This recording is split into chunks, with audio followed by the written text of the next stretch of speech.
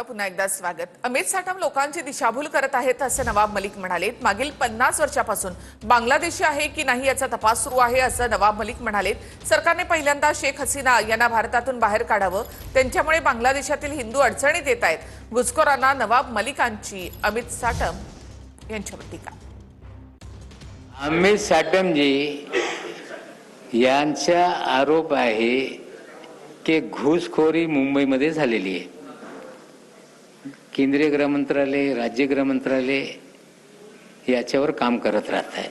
लोकांची दिशाभूल करण्यासाठी या प्रकारचा हे कार्यक्रम त्यांनी हाती घेतलेला आहे। या बांगलादेशी घुसखोरांबाबत गेली 50 वर्ष या मुंबईमध्ये पोलीस खातं आयडेंटिफिकेशन करतो, कोर्टासमोर त्यांना हजर करतो। पण बांगलादेशी बुमाबुम करत असताना शेख हसीनाला पहिले पाठवा ना, ज्याच्यामुळे बांगलादेशमध्ये हिंदू अडचणीत आहे, त्याच्याकडे लक्ष अमित साटमजीने दिलं।